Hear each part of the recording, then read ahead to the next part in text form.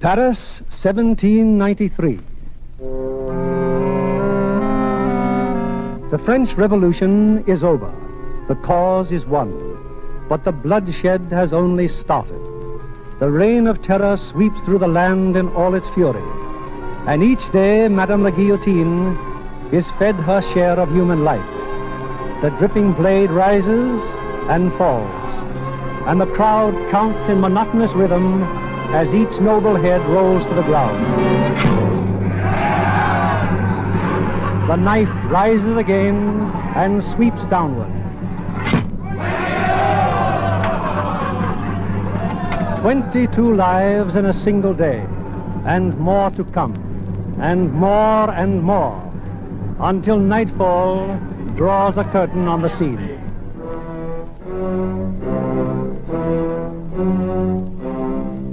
Behind the bleak walls of La Force prison, the doomed of the following day await their fate. In a bare dungeon cell, a single lantern throws a ghostly glow on their faces. With a rattle of chains, the great iron door is thrown open. Everyone rise. Rise, aristocrats. In the name of the people of France, the tribunal hereby declares that you shall be put to death by the guillotine on the morning of February 2nd, 1793. Citizen jailer, which one of these is Charles Evrémonde? Evrémonde, step forward. Evrémonde! Charles Evrémonde, called Charles Darnay. Which one of you is he? I am Evrémonde. Step forward. Charles Evrémonde, known as Charles Darnay. In view of the excitement occasioned by your trial, it was felt that some small favor would be in order. We've decided, therefore, that you shall live long enough to witness the execution of your friends here. 51 heads will fall tomorrow. Yours will be the 52nd.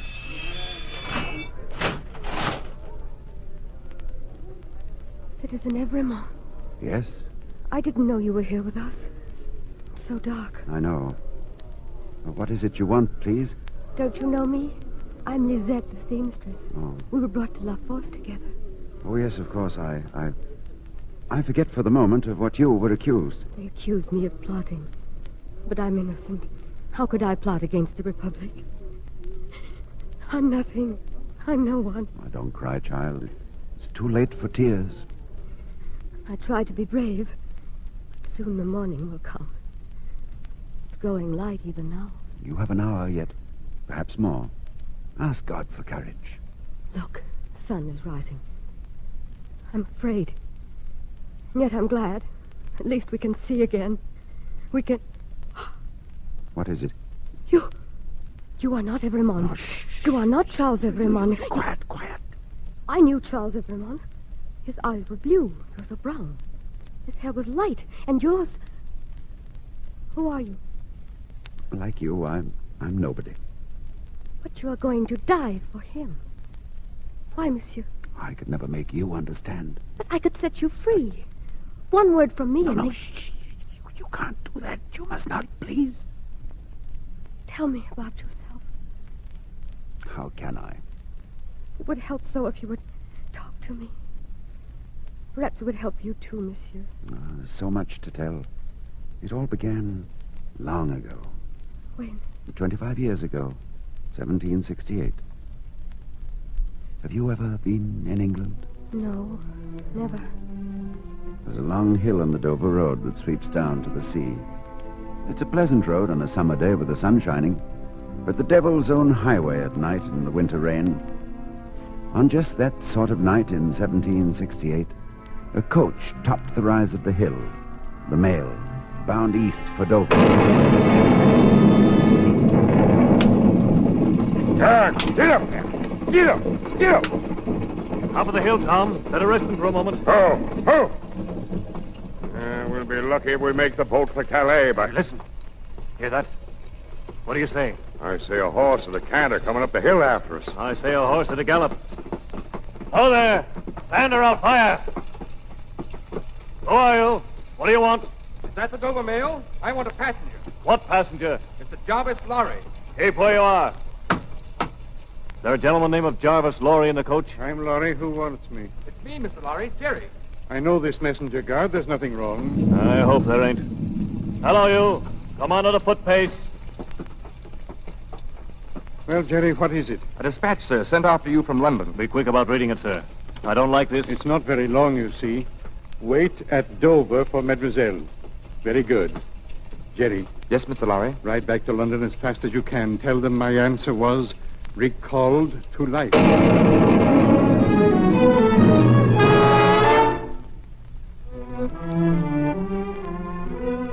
Recalled to life. That was Mr. Lorry's business that night, to recall to life a man who had been buried alive for 18 years, a prisoner of the French nobility. But the man had escaped and was now hidden by friends in the village of Saint-Antoine. To that village went Mr. Lorry, to the wine shop of a certain Madame Defarge. You are Madame Defarge? I am. My name is Jarvis Lorry. I've just arrived from London. This young lady with me is Miss Lucie Manette. Good morning, mademoiselle. Please tell me, is my father safe? Is he here? Your father? There is no one here, mademoiselle. But Mr. Lorry was told... One moment, my child. Madame Defarge, perhaps I should have presented my credentials sooner. Recalled to life. There is a man here. A man old beyond his years. A mendress shoes. Will you come this way? My husband and I have kept him locked in a room upstairs. Did you say locked? Yes. Of his own desire? Of his own necessity. He has lived too long alone. He would be afraid if his door were left unlatched. Mr. Lorry, I'm frightened. Hush, my dear.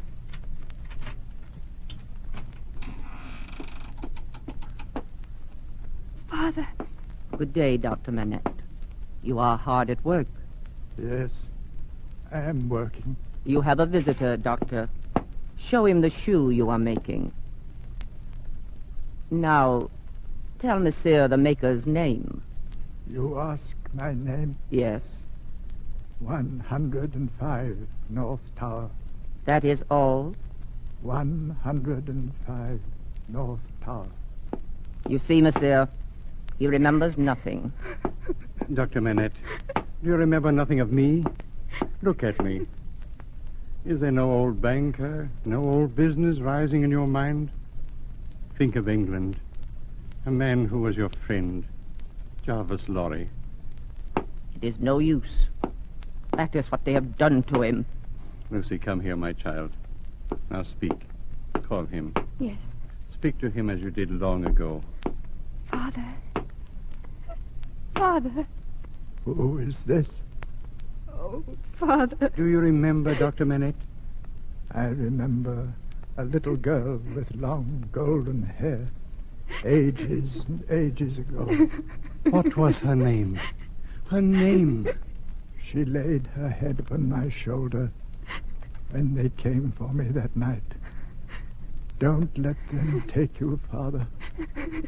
Hush, my child. My baby. Lucy.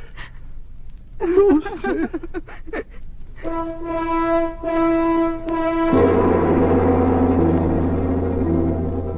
They crossed the Channel that night to a safe refuge in England.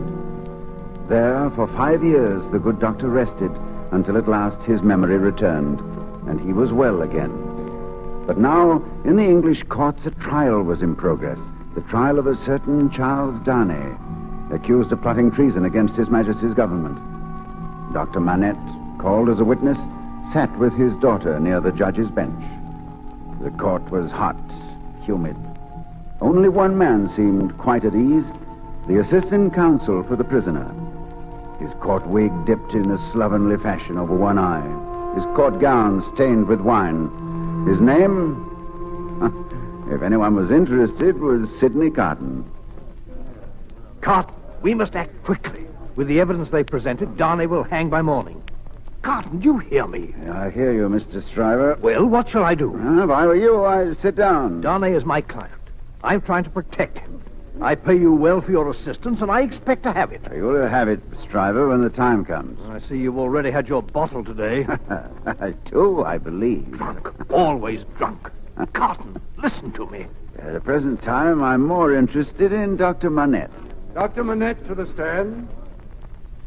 You are Dr. Manette? I am. Dr. Manette, the prisoner, Charles Darnay, has been accused of carrying secret messages from Louis of France to spies here in England. Look upon the prisoner. Have you ever seen him before? I don't know. Really? Is it not true, Dr. Manette, that the prisoner was a fellow passenger with you 5 years ago on a boat from Calais to Dover? I cannot say. When I came from France that night, I'd been newly released from a long imprisonment. I have little remembrance of the occasion. My mind was blank for some time. I see. Your daughter made the trip with you, did she not? Yes. That will be all. Are there any questions from the defense? Any questions, Carton? No, no questions. No questions, Your Worship. Miss Lucie Manette to the stand. Now, Miss Manette, look upon the prisoner, please. Have you ever seen him before? Yes. Where? On board the packet boat you mentioned. You spoke to him? You were friendly with him? Yes. Good. And now tell me, did he come aboard alone? No. When the gentleman came You on mean board... the prisoner? Yes. Then say the prisoner. When the prisoner came on board, there were two gentlemen with him. But these two did not make the crossing. No. Now tell me, did you see them give certain papers to the prisoner that night? No. You're sure of that? I don't know. It was dark. Then they might have given him certain papers. Is Yes, that right? but... That will be all, Miss Manette. Please, I know That'll he be all, isn't guilty. please. Are there any questions from the defense? Will Carton? No. Carton, you're mad. No questions. No questions, Your Worship. Your Worship, the prosecution would like to recall its chief witness, the prisoner's accuser, Mr. John Barsed. Now, Stryver, we might have some questions. Mr. John Barsed? Right here, sir. Mr. Barsed, look upon the prisoner. Do you recognize him? I do, sir. He's a spy against His Majesty's government. That's what he is. I was on that mail packet myself that night, and I saw the kind of papers that passed into the hands of the prisoner. They were lists of our troops. Thank you, Mr. Barsed. And no more questions. The counsel for the defense? Well, Carton? Ask you these questions I've written down here. Mr. Barsad, how do you know the papers you saw were lists of British soldiers? I saw them. Ah, you saw them. Then you took them out of the pockets of the prisoner, Charles Darnay. Yes, sir. And no, sir. They fell out, they did. Oh, then you didn't take them. You're not a spy yourself. A man who makes his living by making accusations, just or otherwise, against his fellow countrymen. That's a lie. A downright insinuating lie. One moment. Well, Carton? Stryver, you've no imagination. Mr. Barsad, where do you get money to live on? My property. Your property? Where is it? I don't exactly remember. And perhaps you can remember how you got that property. I inherited it. From whom? From relatives. Distant relatives. Ah. How many times have you been in prison, Mr. Barsad? 6 times, isn't it? What's that got to do with it? You've been kicked. For cheating at dice? Well, and now... Mr. Barsad, you are positive it was the prisoner you saw that night with those lists? I am. It couldn't possibly have been someone else. No, it couldn't. Mr. Darnay, will you please face this witness? Now, Mr. Barsad, look at Mr. Darnay. Look at him. Carefully. Well? Now, Mr. Barsad, look at me. At me, the assistant counsel for the defense. You notice a resemblance between us? We are very much alike, are we not? Well, and now that you mention it, you are. As a matter of fact, it could have been me you saw with those supposed lists that night. Couldn't it, Mr. Barsad? Well, now... Couldn't it, Mr. Barsad? All right. Yes. That's all. Thank you. Order! Order! Are there any more questions? The jury will retire to consider its verdict.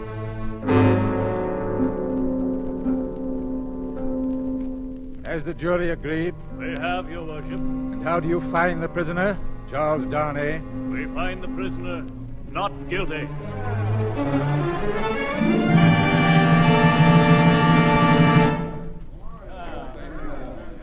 Mr. Darnay, may we congratulate you, sir? Thank you, Doctor. I'm happy our testimony did you no harm. Thank you, Miss Lucie. I'm sure it did nothing but good. It was Mr. Carton who really won your case. Mr. Carton. Mr. Carton, sir. Did someone call me? May I thank you, sir, for saving my life? Oh, it's only a part of my business. Mr. Carton, this is Dr. Manette and Miss Lucie Manette. And Mr. Carton? We thought you were splendid, Mr. Carton. Oh, it's nothing. Merely professional claptrap. May I ask, sir, how did you happen to notice the resemblance between you and me? It's very simple. I looked at you and admired your bearing and your character. And you see, I've nothing but admiration for myself. Lucy, my dear, we must go. Goodbye, Mr. Darnay. Will you call at our house soon? Oh, thank you, Miss Lucy. And Mr. Carton? I? Thank you. Good day, then. Good day, gentlemen. Good day, Doctor. Mr. Carton, would you care to dine with me? You feel you must repay me? I could never repay you for my life, sir. Don't be so certain. Well, a bottle of wine or two, perhaps. My fees are low.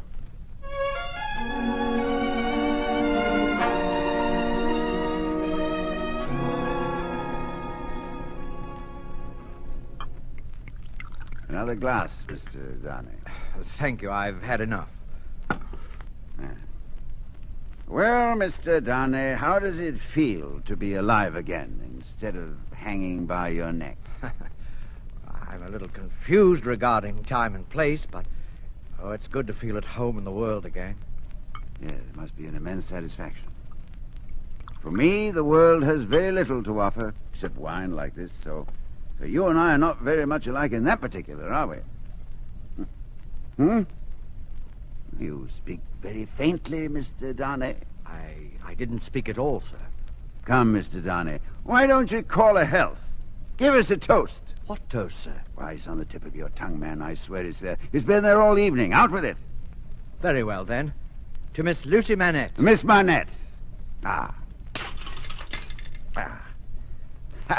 There's a fair young lady to hand into a coach in the dark, eh, Mr. Darnay? There's a fair young lady to be pitied by and wept for by. How does it feel, Mr. Darnay?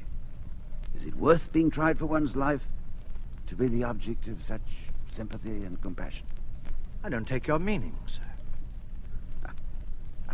Mr. Darnay, let me ask you a question. Do you think I particularly like you?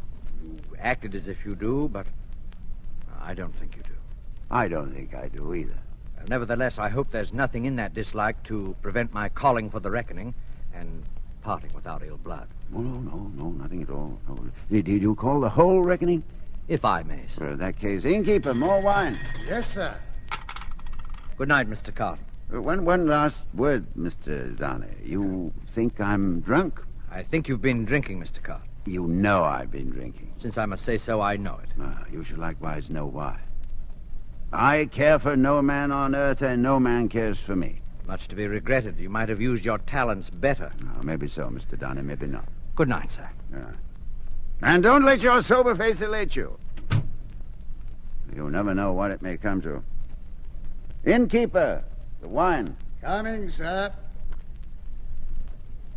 Well, Carton, has Mr. Darnay shown you what you've fallen away from? What you might have been? Change places with him. Would you have been looked at by those blue eyes as he was? Come on, have it out in plain words. You hate the fellow.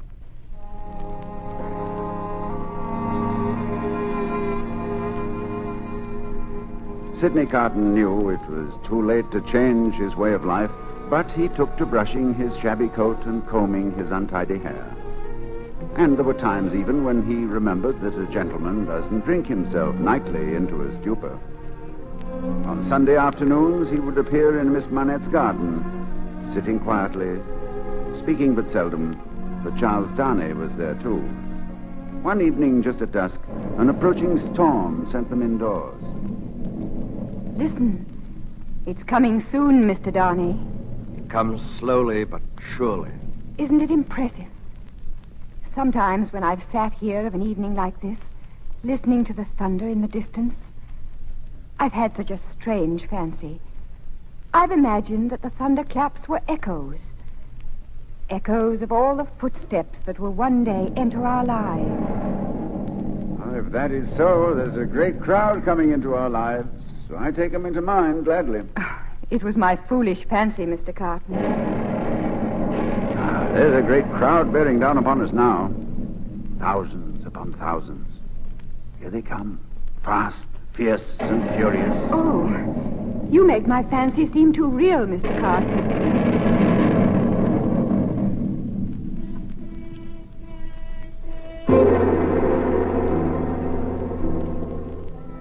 There was a great crowd coming into their lives, a numberless, overpowering crowd which one day would decide the fate of these three. At first, it was but a whisper in the city of Paris, a whisper that was to grow with the years into a crashing roar of hatred. Slowly but surely, as the storm came, the crowd was coming too. Up from the cellars of Paris, up from the bare fields of a starving peasantry, the crowd was coming, chanting its hate, screaming for blood. The people of France, in all their might, rising in revolution.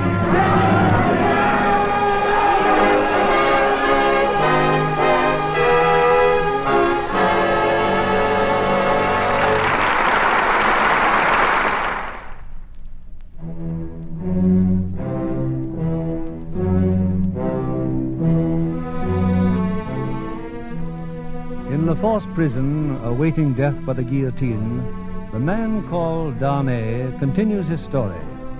The little seamstress, condemned to die with him within the hour, listens quietly, her eyes fixed on his face. As time went on, Sidney Carton appeared less and less frequently in the Manette home, for he knew that Lucie loved Charles Darnay. It was an evening in April, almost 10 years ago, that Charles Darnay spoke to Lucie's father. I've only hinted at marriage to Lucie, sir. I didn't want to speak until... Well, there are certain things about myself that you should know. Yes? Dr. Manette, my name is not Darnay. I chose that name when I first left France, and my heritage. Heritage? I'm of noble birth, sir, but I do not boast of it. Through generations, my family gained its wealth at the expense of the poor. Well, when my uncle died, I was the sole remaining heir. I returned to France to sign away my title to the estate. Why do you tell me this? Because, sir, I know what you've suffered at the hands of the French aristocracy. Your uncle's name. And yours. What was it? Saint-Evremond. The Marquis Saint-Evremond. He... Doctor, you're ill, sir. No. Charles, Lucie is not to know what you've just told me. Not now, do you mean? Not now or ever. She's not to know. Your word. Very well, Doctor.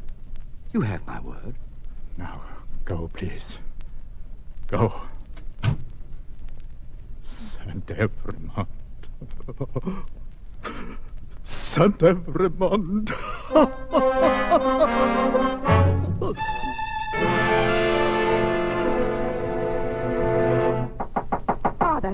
Father, let me in. Father, it's Lucie. Let me in, please. Lucie, what is it? What's the trouble? I got your message. Is there anything wrong? It's Father.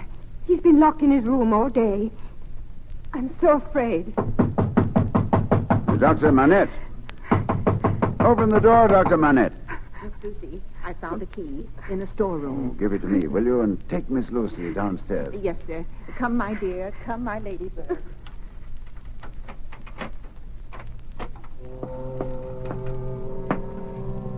Dr. Manette. Dr. Manette, what are you doing? You hear me, Doctor? What work is this you're doing? A lady's shoe. A young lady's walking shoe. It should be finished. Let me be.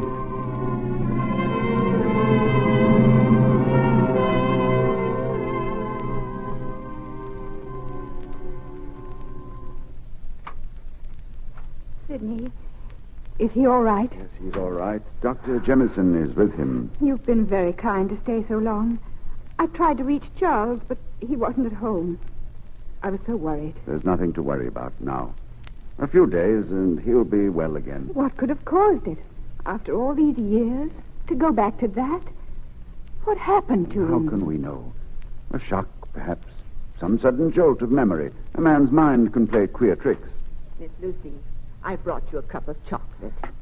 Thank you, Miss Pross. And the doctor says everything will be all right. You're not to worry. Thank you. Well, Sidney, you're not leaving. Oh, it's growing late.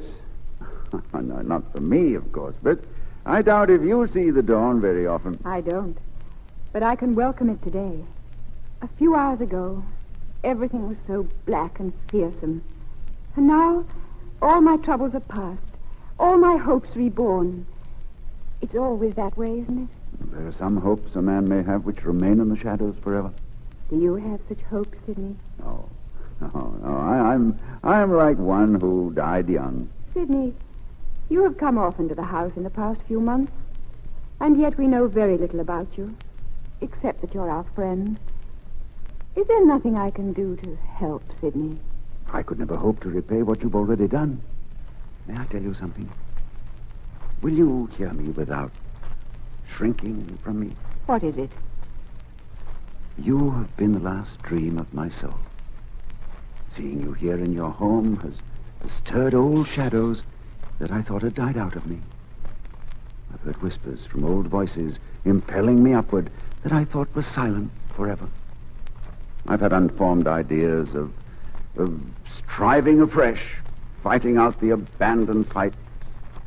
But a dream, all a dream, but I wish you to know that you inspired it. Sidney, will nothing of it remain? Perhaps, as a dream might linger on after the dreamer awakes. But will you hold me in your mind as sincere in this one thing? I would embrace any sacrifice for you, or for those dear to you. Think now and then that there's a man who would give his life to keep a life you love beside you.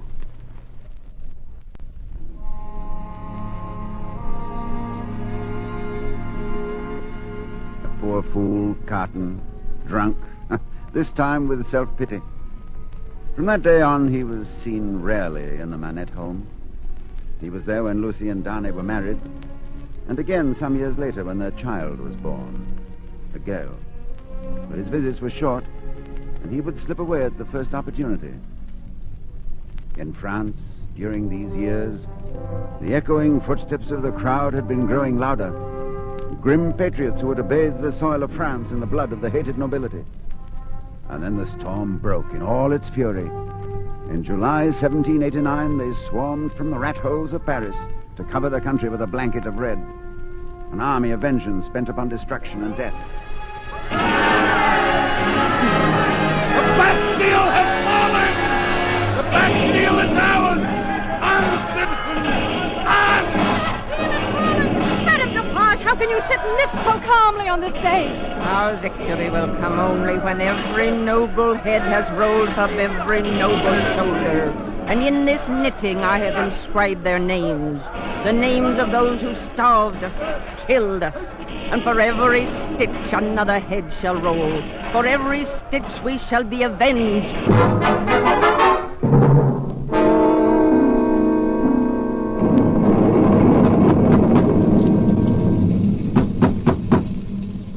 Who is it? Who's there? Open the door. What do you want at this hour? I'm looking for Mr. Sidney Carton. The inn is not open. There's no inn in London open at this time of night. I want to see Mr. Sidney Carton. Let me in. Now, where is he? He's in there.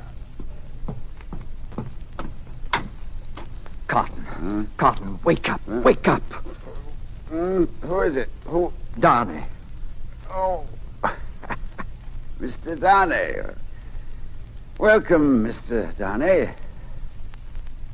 You have some wine? I have not time for that. Listen to me. I'm leaving for Paris within the hour. For Paris? There is some business there that I must attend to at once. Paris?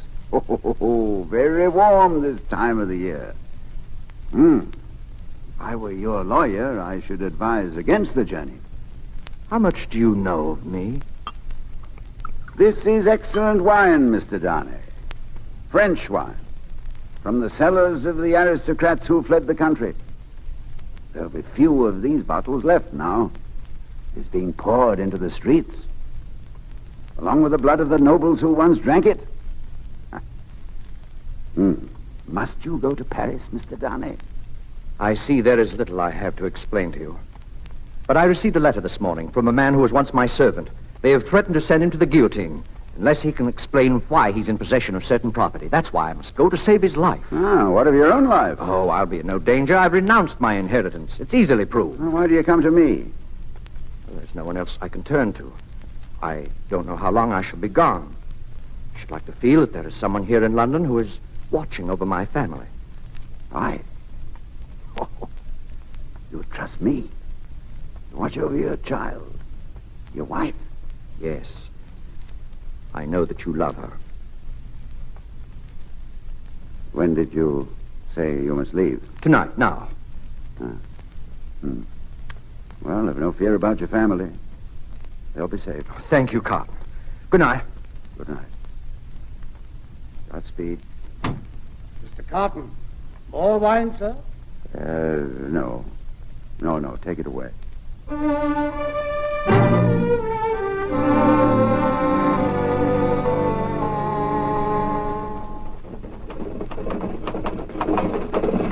Halt! You there in the coach. Where are you going, citizen? I'm going to Paris. Let me see your papers. If you will hurry, please, citizen. I must be in Paris within the hour. What is your name, citizen? Charles Darnay. Darnay, also known as Evremont. Yes, but... You are consigned, Evremont, to the prison of La Force.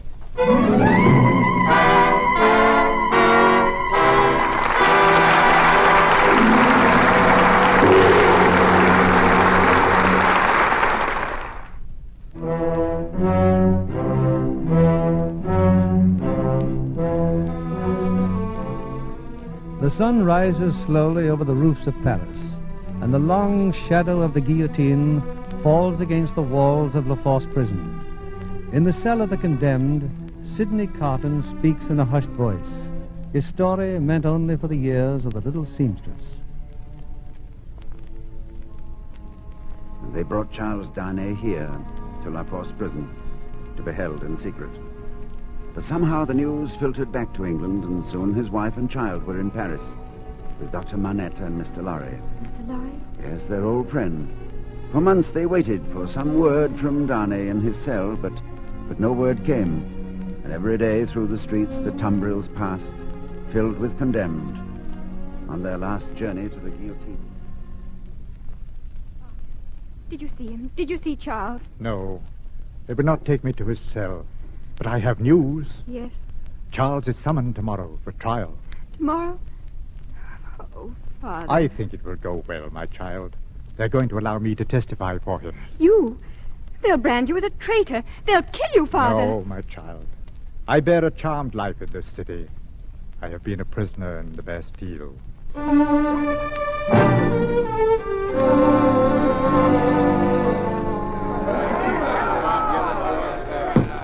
Silence! Silence! Dr. Manette, is this tribunal to understand that you endorse the accused, the prisoner, Charles Evremont? That is so. He is of noble blood. He is a traitor. He is no traitor. I will swear to it.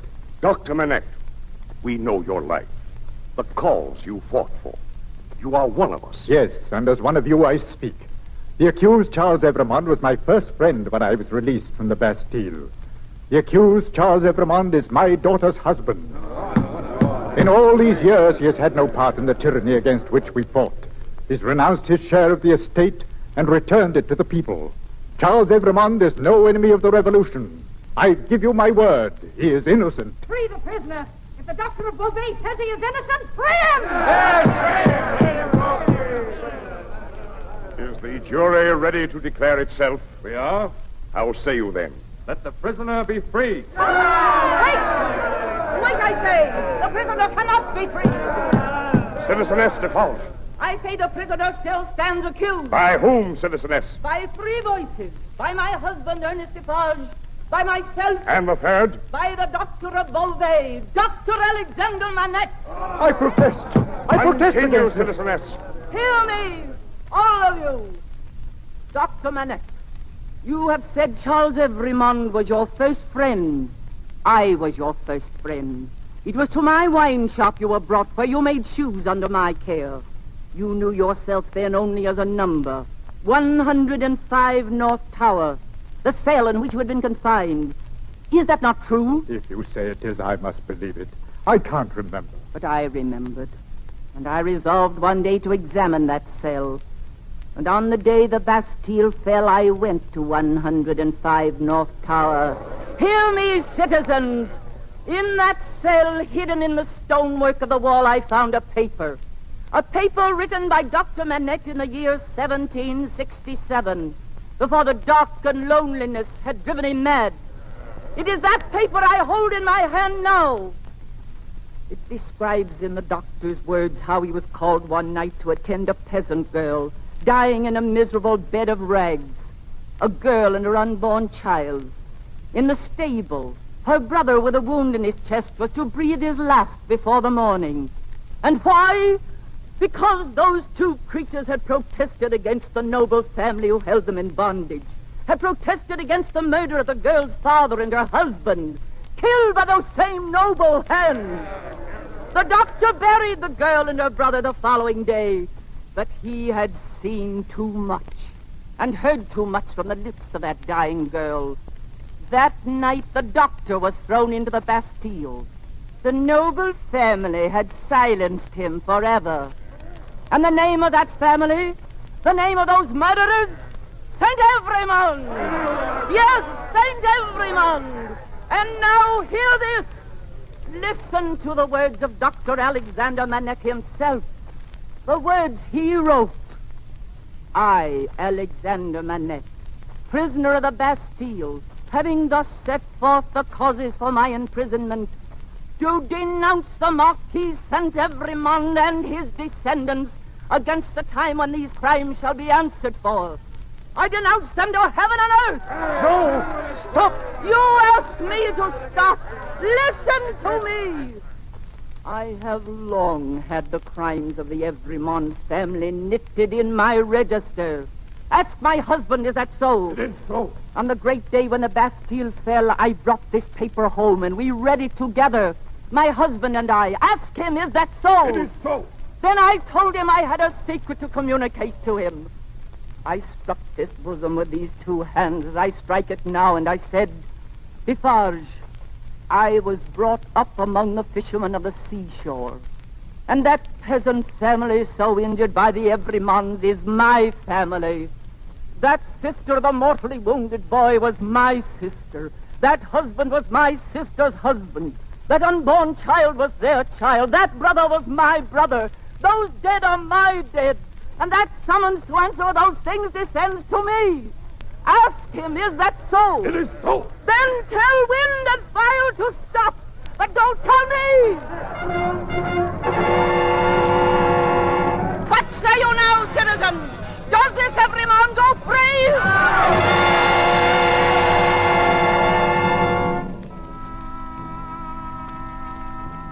Back to the prison of La Force to await death by the guillotine.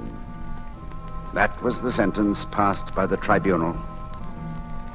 That same night, a coach left Calais for Paris, carrying but one passenger, slouched low in the seat, his shabby greatcoat pulled high about his neck. Reaching Paris, he haunted the inns and taverns, wandered like a lonely ghost through the city, and at last made his way to the lodging house where Lucie waited news from La Force. Sidney Carton. Oh, you must forgive my coming at this hour. I didn't wish to be seen. I knew you'd come. I've been waiting. Sidney, they're going to take Charles. They're going to kill him. How long has he? Until the morning. And they won't let me see him. I can't be near him in these last hours. Remember what you said long ago? The dark hours before the dawn. There will be no dawn tomorrow. It will be dark now. Always. Lucie.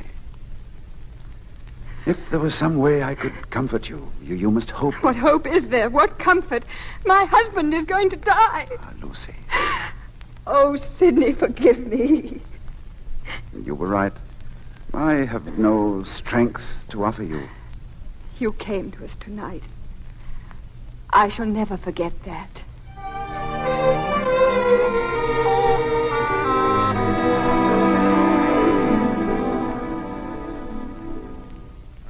It is useless to speak to Dr. Manette. He is in no condition to see you now. Mr. Lorry, If you'll forgive me. There is nothing you can do here, Mr. Cotton. Nothing. Mr. Lorry, you're a man of business, aren't you? I am. Well, I'm here on business. Really, sir? Oh, I know your opinion of me, Mr. Lorry, but a drinking man may learn things around the town, if he can listen at the same time. I have learned that Dr. Manette is in great danger. He and Lucie must leave Paris tonight. Leave Paris? And they must take the child with them. But why? The revenge of Madame Defarge does not stop with Charles. The accusation is against the Marquis Saint-Evremond and all his race. Lucie, her child. Now, may I see Dr. Manette? It would do no good, sir. He has gone back to his work. His work? He would not know what you are saying, Mr. Cotton. Mr. Lorry, you have a pass that will let you through to Calais. Will it serve for Dr. Manette and Lucie? Yes, for as many as are with me. Then you will use it tonight. You will arrange for a coach to meet you all here at midnight. The coach will take you to the side gate of La Force prison. Do you understand? The prison? Yes. There you will be joined by another person who will make the trip with you to England. But you must not stop to ask questions. You will proceed at once to the gates of Paris and on to Calais as fast as the coach can take you. But this other person, who will it be? Who? Mr. Sidnicka. I don't understand. Oh, I may be in poor condition for travel. I usually am at that hour. But as soon as I am in the coach, drive on. But you, at the gate of La Force, will you be within the prison tonight? Yes. Yes, I'm going to see Charles. A certain Mr. Bassett, English spy, is a turnkey in the prison. He'll open the doors for me.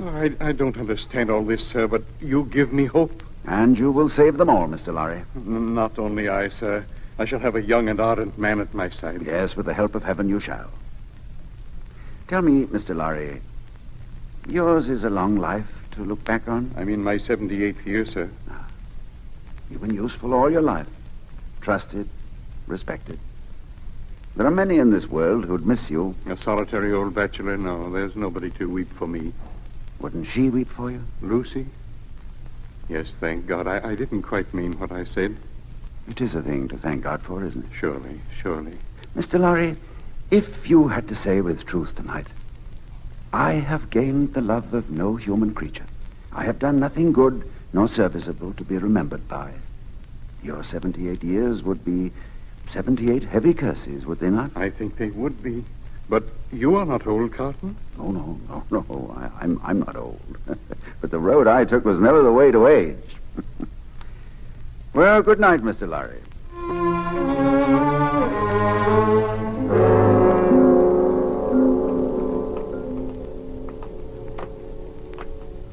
Bassett. Yes?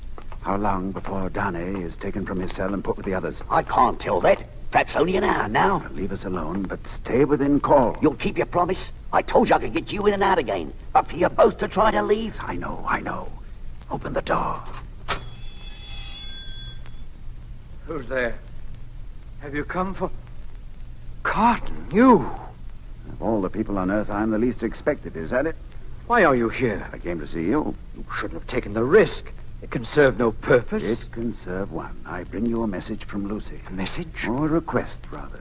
That you do exactly as I say and ask no questions. Now take off your coat. Take off my... Yes, take it off and change it for mine, quickly. Are you mad? Do as I say.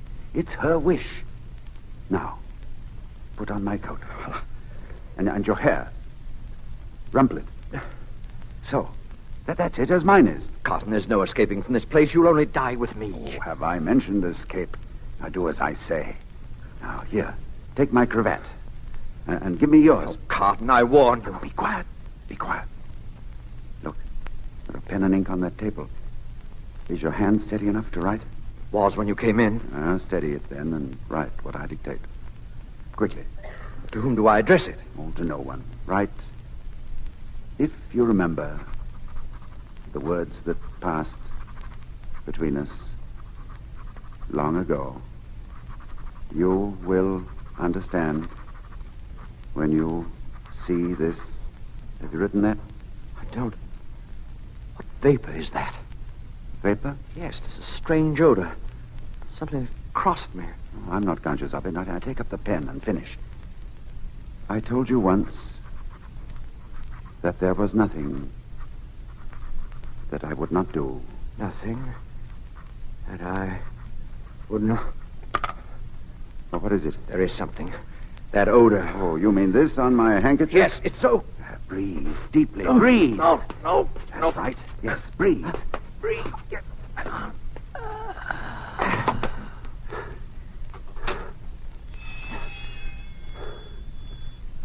You, down there, Barsad. Are you finished? Are you ready to...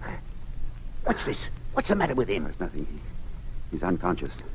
Carry him out to the gate. But he'll change clothes. Listen to me. Listen. Sidney Carton fainted from the shock of parting with an old friend. Now, if you'll find a coach at the side gate, put him into it. Tell them to drive as fast as they can to Calais. No, wait. Wait, I'll finish this note. If you remember the words that passed between us, you will understand. I told you once there was nothing I would not do to keep a life you love beside you. God bless you for your sweet compassion. Here. Take this note. And hurry! Hurry!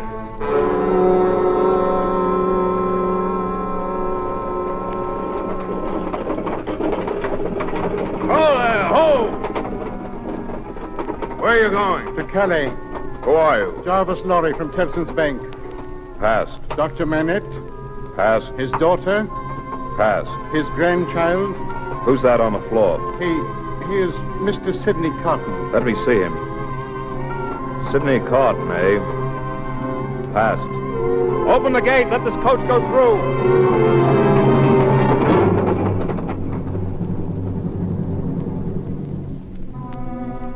Yes, they are on their way now. Perhaps by this time they've reached Calais, are bound for England and home. And you are Sidney Carton. Yes. You're dying for him, for Charles Darnay. And for someone else. Aristocrats, your carriage is awaiting. 6 tumbrils will carry the day's wine to Madame la Guillotine. Guards, take them out. You, Ebremont, it will be as I promised for you. You shall wait for the last tumbril. Your head shall be the 52nd today. I'm ready. Move along there. Move along. Mr. Carton, may I go with you? Keep your eyes on me, child. Mind nothing else. I mind nothing while I hold your hand.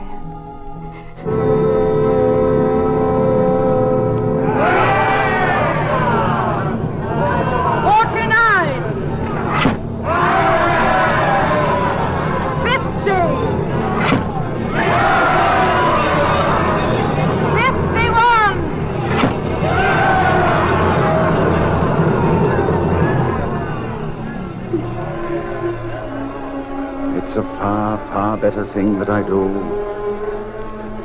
than I have ever done.